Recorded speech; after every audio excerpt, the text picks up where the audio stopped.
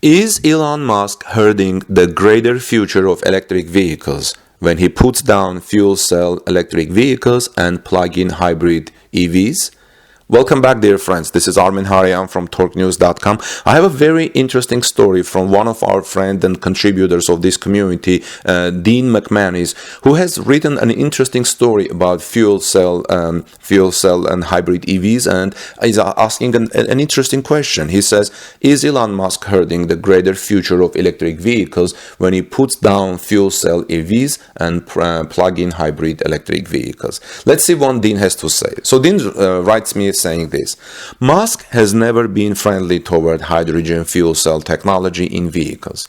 In response to press comments about the recent success of Nikola Motors stock prices, Nikola has plans to release a fuel cell powered semi that will compete against Tesla's planned battery electric vehicle semi.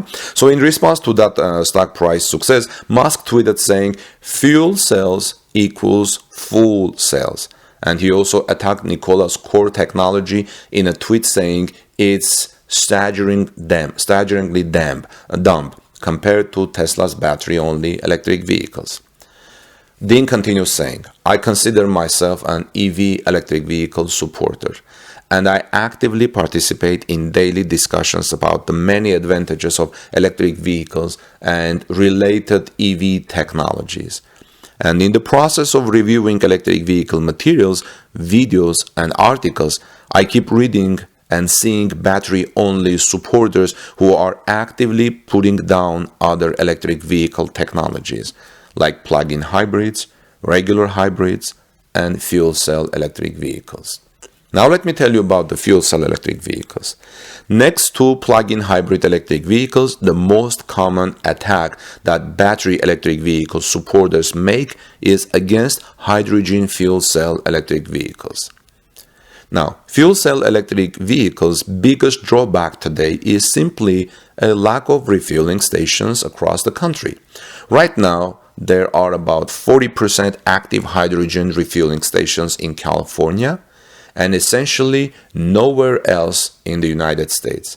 This supports California's roughly 6,500 fuel cell electric vehicles and 30 buses on the roads today. There are current plans to expand the H2 refueling network across the country, as well as plans for hydrogen-powered electrical peaker plants as a clean air backup for cities when wind and solar power generations drop off. Plus, new businesses are supporting fuel cell electric vehicle trains, transportation, and shipping moving forward. Japan, Korea, and China are still backing fuel cell electric vehicles, with Toyota, Honda, Hyundai building fuel cell electric vehicle models that we can buy today. Despite the controversy, Nikola, as I mentioned above, is eagerly pushing to build their fuel cell electric vehicle semi and a fuel cell electric vehicle pickup truck in the coming years, and building up the country's refueling station network at the same time, which is going to compete with Tesla semi. I think that beyond the H2 advantages for clean, point-to-point shipping, I see great opportunities for plug-in hybrid fuel cell electric vehicles, which can be easily achieved by supporting FC automakers simply adding a bigger battery and external charging capacity to their fuel cell electric vehicles to get the best advantage of both technologies. You see, fuel cell electric vehicles can later easily add a battery to get the best advantages of both technologies. Now, what about hybrids and plug-in electric vehicles? Dean continues saying, some battery-only electric vehicle advocates also actively shoot down other EV technologies like hybrids and plug-in hybrids, and they seem to be unaware that they are actually shooting themselves in the foot by discouraging the majority of gas-only auto buyers from looking at any electric vehicles. Part of the motivation of these battery electric vehicle-only detractors come from the fact that auto reviewers tend to review similar kind of vehicles, and the battery electric vehicles are usually compared directly to their plug-in hybrid or fuel cell electric vehicle and regular hybrid counterparts. And to win in this comparison, battery electric vehicle proponents talk about all other electric vehicle technologies as being clearly inferior to battery electric vehicles. They call out the plug-in hybrids were designed originally as only bridge or transition vehicles from gasoline-powered cars to battery-only electric vehicles. Dean continues saying, while I agree that this plug-in hybrid electric vehicles transition was a key strategy in many automakers' early EV plans, the flaw in that logic is that the move to battery electric vehicles dominating new car sales is still very far from being finished. Even now, 10 years later, the percentage of new electric vehicles sold across the United States is still under 5% of total vehicle sales. That leaves 95% of new car buyers still choosing to buy gas-only vehicles today.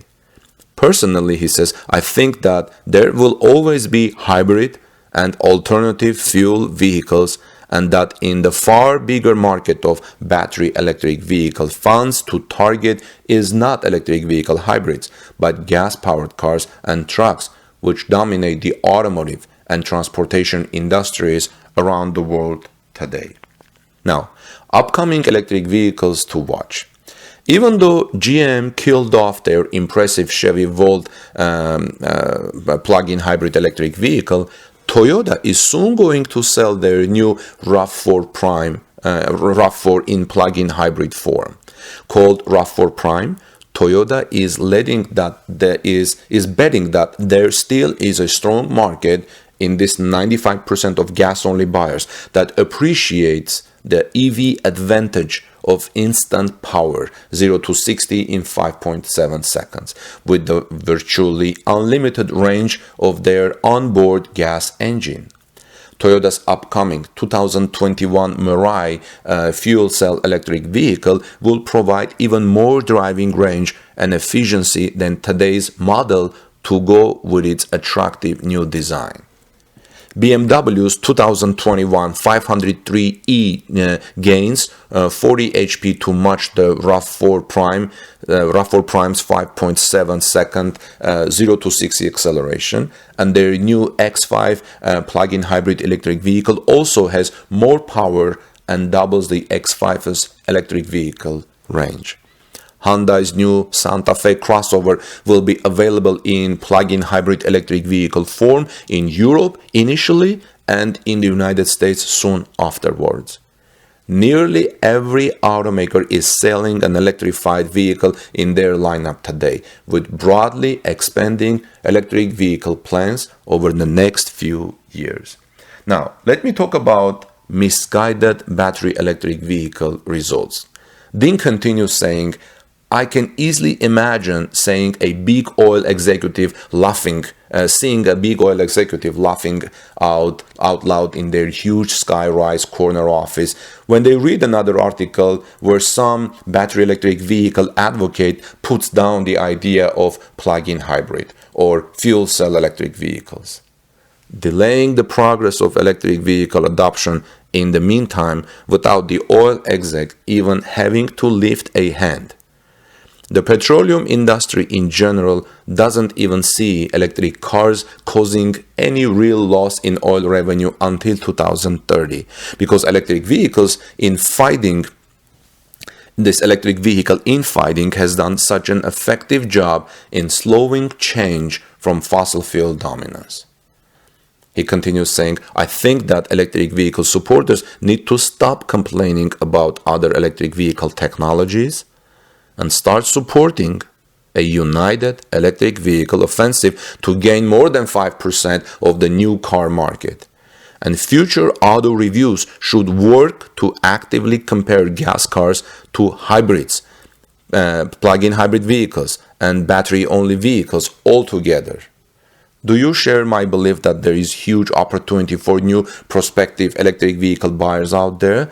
with easy enough room it's in today's 95% gas-only market to support many different electric vehicle technologies, drivetrain platforms, and alternate fuel moving forward toward a cleaner, renewable energy future? Or do you think that battery electric vehicles are the only answer to reducing our massive dependence on oil? This is where Dean's letter ends. And I have to say I agree with Dean. I agree about the spirit of this letter, of this report, because yes, electric car supporters shouldn't be down or look down to other electric technologies that drive cars, fuel cell or hybrid technologies. We should try to be united to get more market share, more than 5% market share. And this is why I like Dean's report, and this is why I wanted to report it. And let me know what you think about Dean's report, friends, and in the discussion. In the meantime, this is Armen Harian from TorqueNews.com. Have a wonderful rest of the day. Please subscribe to our channel. I'm going to bring you more reports about Tesla Battery Day, Gigafactories, Tesla developments, as well as new battery technologies. I'll see you in our next report. Take good care of each other and your families, and peace to everyone.